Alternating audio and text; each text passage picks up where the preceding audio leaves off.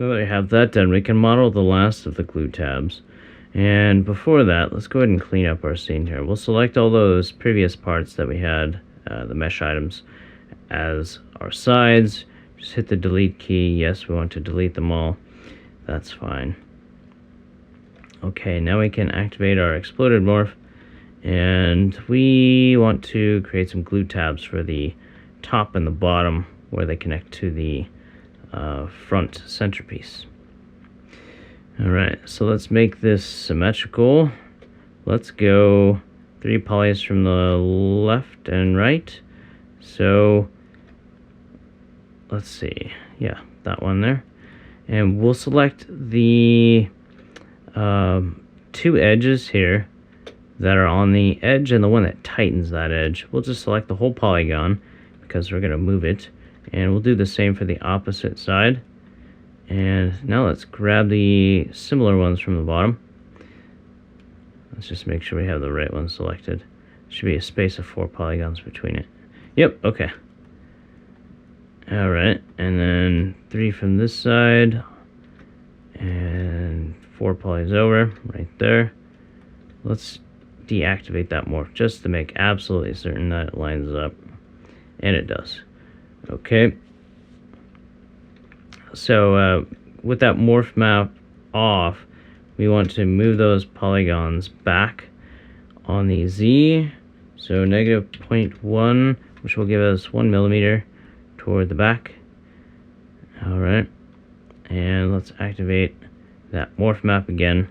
And now we'll go and grab the front edges here that face forward. Just the bottom for now. We'll hit B for bevel and make sure we turn off the morph map. Don't model in a morph map. You will want to pull your hair out, amongst other things. Okay, so we'll zoom in real close to this. And we'll pull in the front view a little closer as well. And we'll hit B for bevel, which I already had activated. And then we'll move it straight up with the move tool. Scale it on the Y, and I forgot to jot down, I moved it 2.25 centimeters. So we'll just move it all the way up 5 centimeters. We'll key that in, 0.5. Okay. And scale that on the Y to flatten it out. And we'll call that done for the bottom. Now we'll go do the top.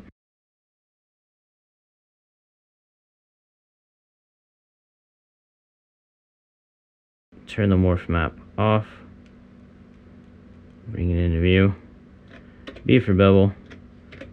W to move. Bring it down 5 millimeters. And then R to scale it on the Y. And we'll flatten that out. There we go. Okay, so now if we look at the morph map, we have, looks like fangs popping up and down. They're a little rounded, which we'll square away here right now. In fact, we'll do that in the morph map because it shouldn't matter with this kind of geometry. Since it's already there, we're not actually moving the vertices in space. We're just adding more vertices between current ones. So we'll use the loop slice tool and we'll put in count of 2, and this time we'll do symmetry. Click in the viewport and we'll drag that over to approximately 95 and 5%. Let's try and get that right there. Okay, so now those look like nice, neat, cozy little tabs. Alright, and if we turn off, bummer, it doesn't like that. Let's see if we can't try something. Let's lasso select those, just the top bits, and see if we can't, let's try and apply the wait, those vertices don't exist. So what we have to do in this case is actually, unfortunately, add that geometry in at the base level. That's fine. Sometimes you can do that with a morph map, but other times not. So we'll just click in the viewport, and since we already have the 5 and 95%, it will use our last settings there. So now if we look at the morph map, it's all funky, which it really shouldn't be. Let's see if we can't clear out those vertices. So we'll select those and right click on the morph map and hit clear. Well, let's just see if we can't move it up at this point. It's not going to be perfect. And the morph map really is just for selecting and making sure it's easier to model. So this is more of a convenience thing. It doesn't have to be perfect in the morph map. So we'll clear that one as well. And then we'll move that one down. Okay. So, like I said, doesn't need to be perfect. This is just a helper morph map. Okay, let's turn that off. And now we need to go to the UV edit room. And let's activate that morph map again. See how helpful that morph map is? I swear, it's such a great technique. Alright. Let's grab those. And let's look at our UV map. So we should have some crazy bevels going on in there. What we want to do is actually UV map these. Grab just the tips here, and we'll grab the ones on the bottom too. Right, shift up arrow. And we'll do that twice. So we'll just grab that whole set there. And we'll do unwrap. And let's try just group normal. And then move them out of the way.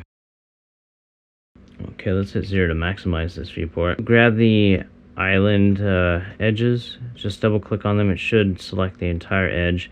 And now we'll select one loop that goes all the way to the center. Like so, just by double clicking on it. And now with that selection still active with the edge mode, let's go to poly mode. Select those islands, hit Shift H to hide everything else, and go back to edge mode. And now we'll maximize that viewport. Oh, sorry, minimize back to its normal state. And then we shall unwrap them. We can try group normal, and that might work out okay. But let's try doing like cylindrical on the Y. That's about the same, I suppose.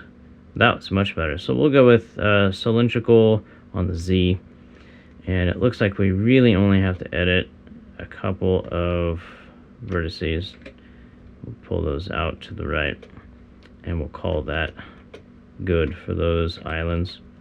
And now we will move those out, and let's hit pack, and let's not orient.